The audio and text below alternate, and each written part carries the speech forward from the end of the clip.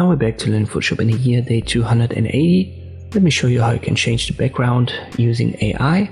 We'll copy the original here pressing Ctrl J and then right click outside of my canvas and show contextual text bar. Simply left click on it, then remove the background.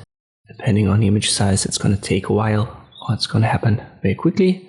So now we have the original as backup with the background and the copy without. What we're going to do now is, let me switch back right here to the layer.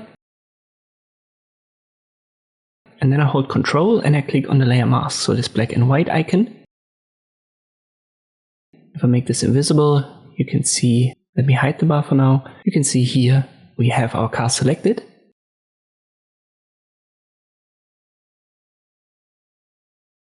And now we go to select and inverse.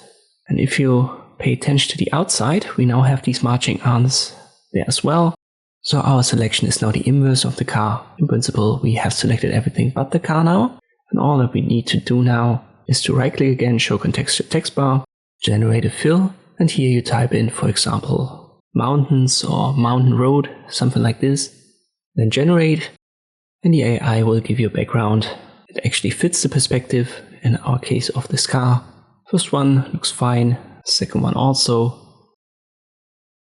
Alright, the third one has a little bit of glitch here and there, especially at the front on the right hand side. But you can see how that works. So it's super easy to do. Here was the original, and here's our result with a new background. I hope this video was helpful, thank you for watching, and I'll see you next time.